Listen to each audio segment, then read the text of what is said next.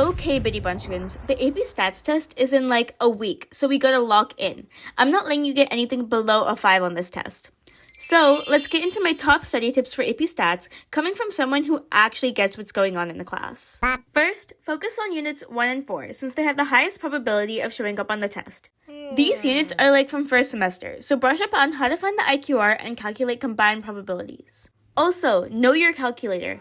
I remember last year when I was in AP Calc and I used Desmos for every test in class. And then when it came to the AP test, I had so much trouble using my calculator.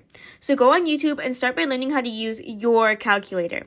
Believe me, it'll save you from drowning the test center in tears when you can't find the 2 sample t-test button on your TI-84. Next, know the conditions for all the hypothesis tests.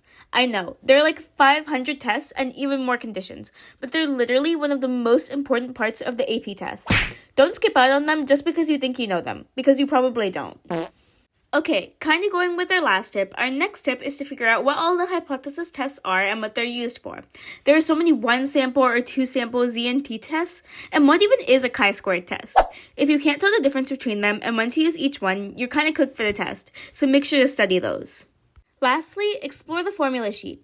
I have a physical copy that I use in class, but on the test, the formula sheet is in the References tab.